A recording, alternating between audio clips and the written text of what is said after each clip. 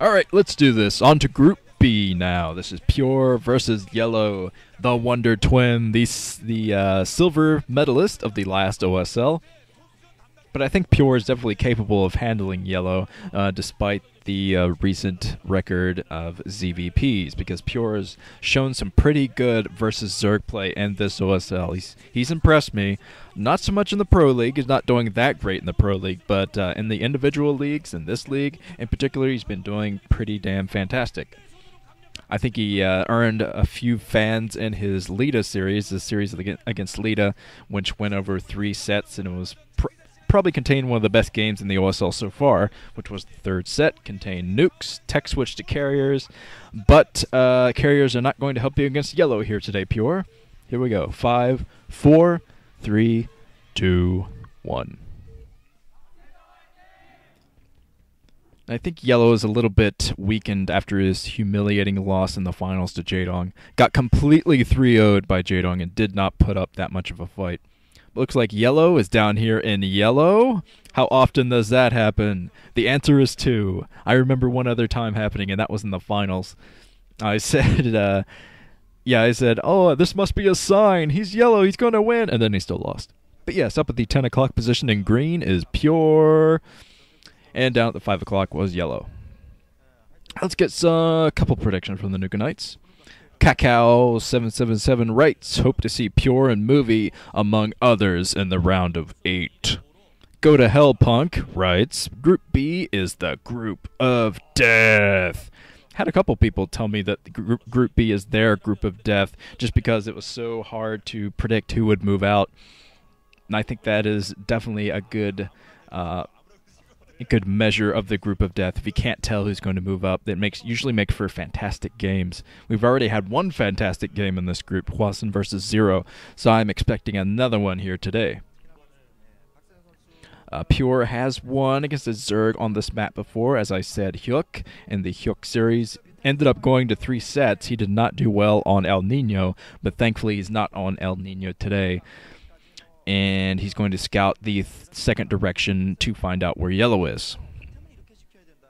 And the thing about this map for Zerg is I think Protoss really need to find a way to stop Zerg from taking the corners. If Zerg takes, say, one corner, and then they take another corner, they can pretty much get 4 bases and hold it pretty easily, because there's a very tiny choke leading into 2 different bases, so that makes it very easy.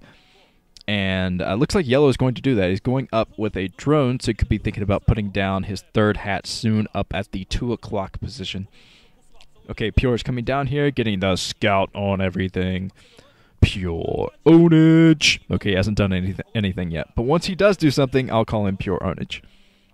For standard Forge Fast Expand from Pure. He's deciding to throw down his Nexus before cannons because he knew that YellOw was expanding instead of getting out Zerglings. And now he's probably going to throw down his gateway near the front just to make it even harder for a Zergling run by later. It's kind of it's a blessing and a curse for Protoss players to have this kind of building layout near the front, because it'll definitely stop a Zergling run by, but later in the game when you're trying to push all kinds of troops out of your base with gateways, all kinds of gateways, pushing through with Dragoons, there's only one tiny little spot that will allow units to come out, and it can get kind of annoying, especially when you're trying to defend your base at the same time against drops or something like that, so that could get extremely annoying in the mid to late game. YellOw is going out, expanding over here, actually. He's going to expand at the 8 o'clock position, the natural area of the 8 o'clock, so he's going to try to throw down Sunkens there and then take the 8 o'clock position, the 8 o'clock main area. So that should give him an easy 4 bases right out of the gate, and Pure is going to have to be a little aggressive to stop that from happening. Maybe go out with a couple of Dark Templars, some DTs, send them 2 different directions. I think drop strategies are very important on this map for Protoss. They need to find some way to get into the main and the natural area, because really Zerg can just throw down as many Sunkens as they want and they're safe. Just throw down quite a few Sunkens, there's a very tiny choke, and Protoss won't be able to break it. Okay, Yellow is running over here, just looking for a cannon rush. I think he was looking for cannons behind that base. Still looking for it down there with the Zergling. Second simulator coming down, so I think we're going to see some pretty heavy tech from Pure right out of the gate, sending out a Zealot. He's sending out his first Zealot rather than using it for defense, so he's going to try to put on a little bit of pressure and use this Zealot to scout.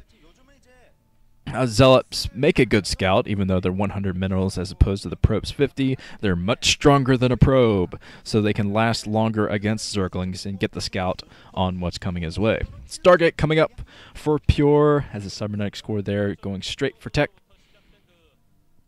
And it'd be pretty smart. I've seen a lot of Protoss players trying this recently to go double Stargate just to pick at Overlords and get rid of Overlords, block that supply, make it harder to do drops and stuff like that.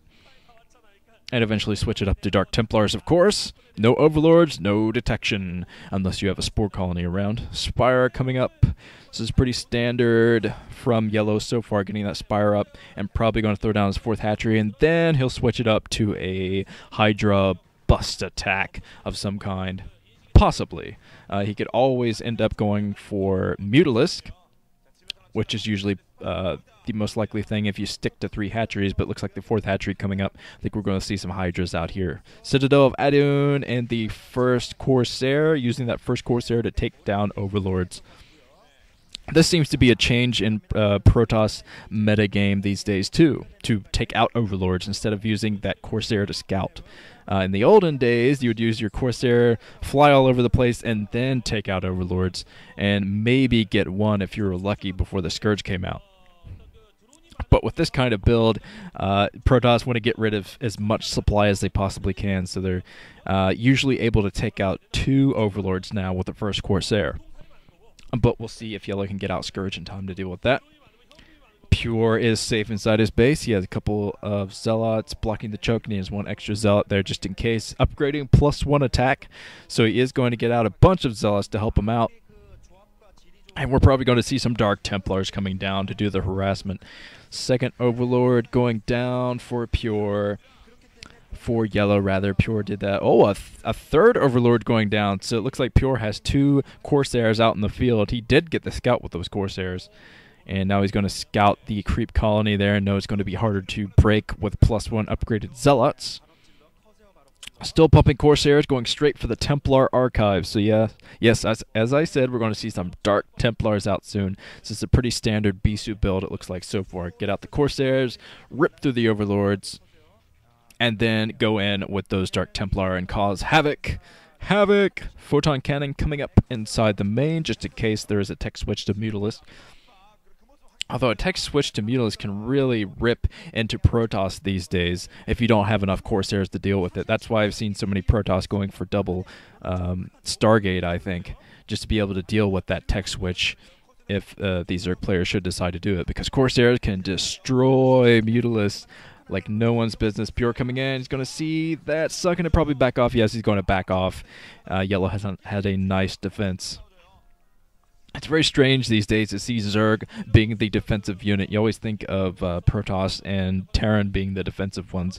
But in modern PvZ, I've seen a lot more aggressive Protoss play like this. Pure trying to test the waters once again.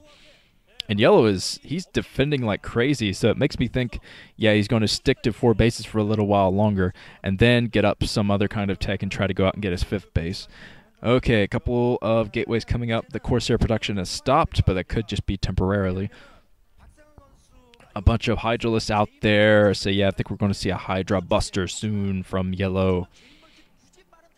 Yellow going out with some Zerglings just to get the scouts on what's going on at the front door. He might go in and actually see those High Templar. Yeah, he's running straight into the natural expansion with Scourge. I thought those were Zerglings, but those are Scourge flying around, getting the full scout on everything.